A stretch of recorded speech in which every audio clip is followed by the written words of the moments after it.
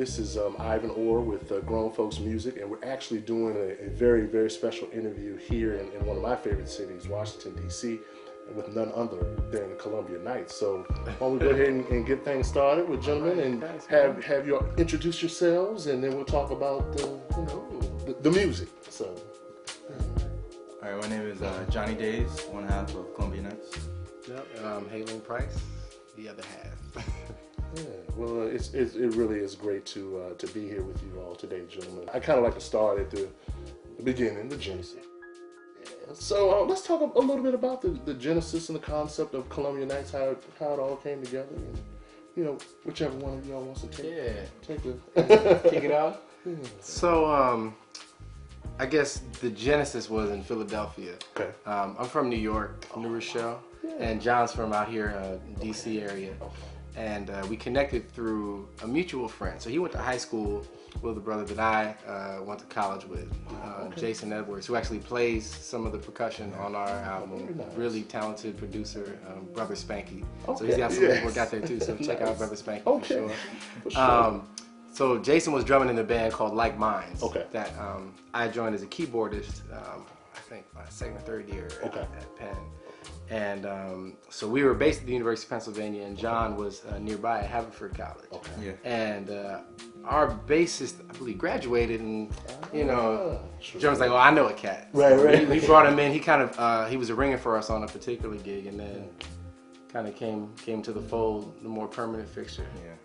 Yeah, I remember those days. Because like I played in jazz groups with Jason a lot, and I remember him inviting me to like check out Like Minds and like see their shows, and I was like, man, I really want to be a part of that group. There's something there. So when he finally called me in, it was like, really exciting, and then that's when I met Hayling, like one of these very first gigs he invited me to.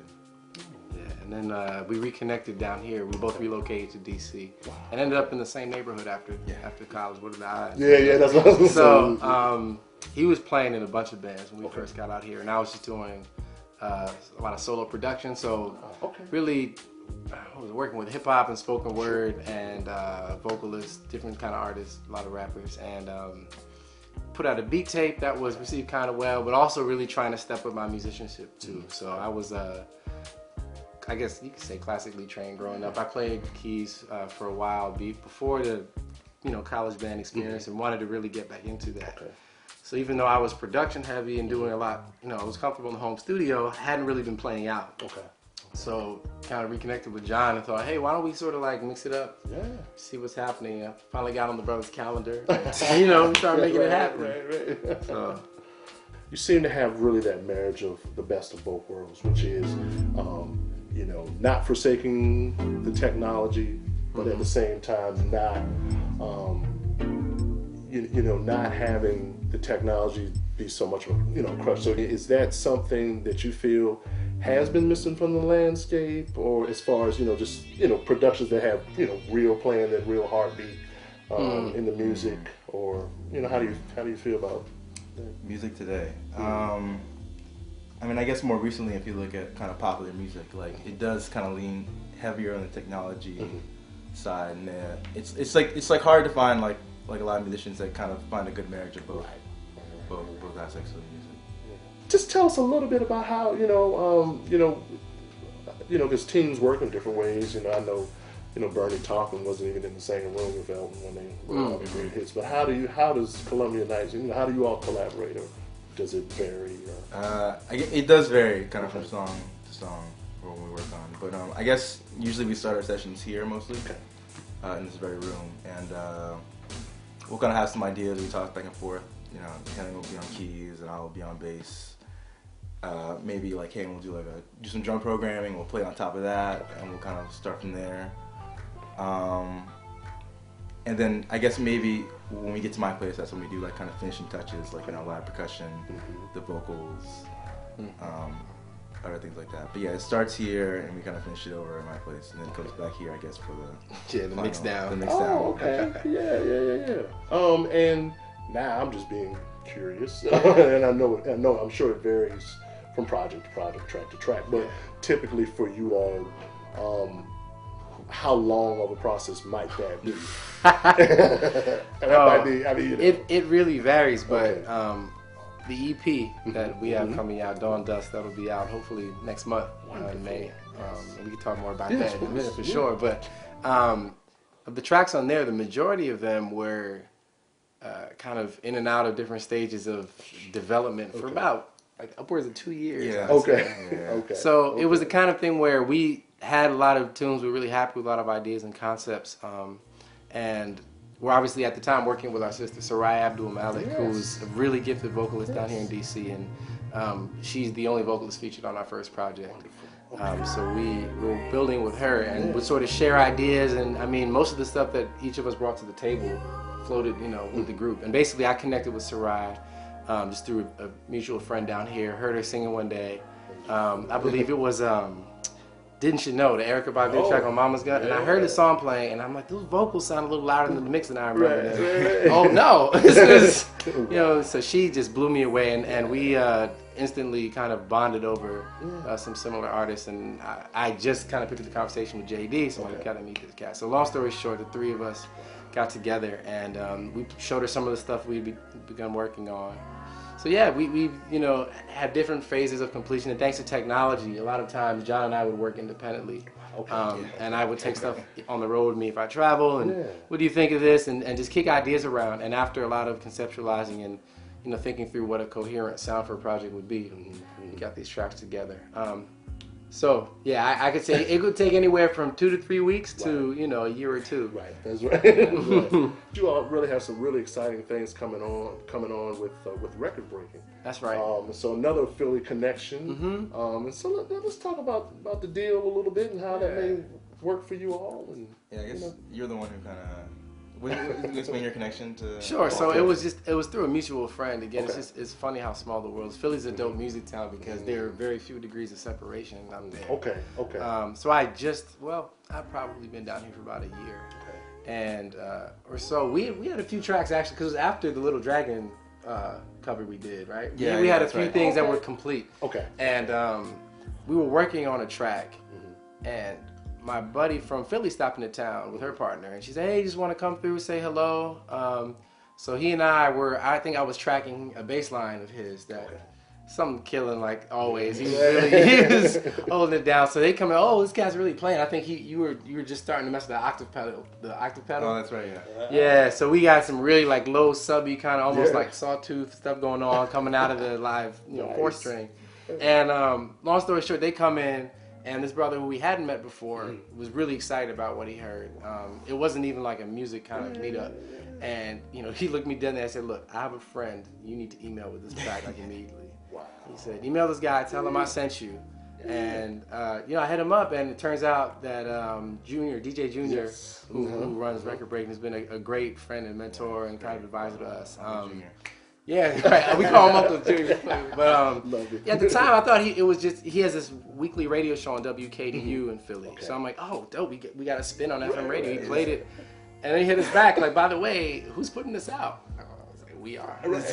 So that's kind of how the conversation started. Oh, that is so. So that was about late summer 2011. Okay. So maybe like 9 months ago or something. Yeah. Plans to do a video for any particular song? We actually did film this past week. We started filming one of our the second song off. Okay. Bright and early, man. It was like, I forget, it was Jordan playing the jazz, but I tried to pretend like I had my Bulls jersey on, man, because it was like 6 a.m. on a work day, and I was fighting the flu at the time. It was just, but it's fun. So, it's for the love of the game. Yeah. Right. But you can tell me that when we were freezing in the park. Right. It's like, so I'm not supposed to wear that coat. Right. We gotta get this shot. Yeah. But no, we work with brother Wilder C. Harris. He's a really gifted videographer. Definitely want to shout him out, and hope to be working with him again in the future. And actually, cat we went to school with also. Oh, wonderful. Yeah, lots of, and that's been kind of a theme, and I think that's just important. That just connections, right? And keep it in the family, man. Yeah, and I mean, just getting to know you all, first electronically and now in person. Just wanted to ask you about this area. Just kind of a vibrant area. Full of arts and culture. And how does that find its way into the music? I guess It's a great That's a question. good question. I know, like, I just being here the past 2-3 years or so, and like kind of playing out a bit on U Street, a bit on like the area right outside of DC, playing in churches and stuff. Like there is like definitely, I almost feel like there's a renaissance happening. Like there's a lot of like energy, a lot of like younger musicians, a lot of younger and talented artists,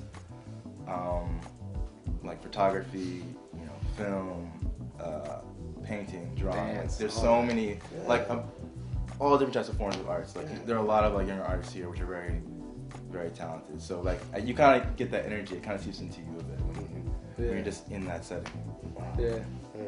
Yeah, I think it's important to surround yourself with the stuff that makes you tick, and then the influences that keep your juices flowing. My family loves some Motown, so like having that in heavy rotation, like James Jamerson, like was my personal bass influence. Like not even being aware of his name when I was younger, when I was a kid. Like I just heard those sounds like all day. And my mom's family in particular loves Stevie Wonder too. So that was, so him. And then I also was really into the Beatles too. Okay. So that's one part of it. Like you want to. Yeah, no, I think the cool thing about our sound is that it kind of, the concept that I think of when I sort of try to snapshot our music is like Sankofa. So this kind of like African-centered principle of looking back while moving forward, So I think for us it's like about how do you hold on to that foundation but sort of shift it in kind of a progressive direction, right? So we've been listening to a lot of that, sort of the Motown, the Sly, Marvin, Steve, the stuff we all grew up on, right? But then figuring out where the lineage continues and how that happened, and what we kept on returning to was my prized possession in my little collection here, that's D'Angelo's Voodoo. So Voodoo's been a really it's been kind of an anchor for us the last few months. I finally got a hold, they're out of print and not easy to get a hold of, but I paid, saved my pennies and found a copy not in the last 6 months. And we actually do relatively frequently. We have these Friday night listening sessions where we get together with a group of friends and we'll pick a couple records and just dig deep. Man, that's so cool. A lot of fun. And Voodoo, we found that, came out 12 years ago. We've all listened to it plenty of times, but there's still so much to glean from every listen, so much to unpack from. The way things are sequenced, written to, on my end, the way Russ Elevato mixed it. I was just watching this 2-hour Red Bull Music Academy lecture, which blew my mind. So thinking about how it all came together from soup to nuts and what made it stick, because there's no particular way you can codify it. It's it's a vibe, and it's kind of the sum of all those historic parts. So, just trying to learn the language, I guess. Sure. Oh yeah. We've seen, and actually, this is something I read on a lot of blogs similar to Grown Folks Now, where this sort of take over the 4 on the floor phenomenon. So a lot of this kind of house centric pop stuff has crept into R&B, which resonates with some people. And I'm not firing shots at any particular artist or any particular space, because that does it for a lot of folks. Sure. But I think when we talk about drawing from that black pool of genius, it's not necessarily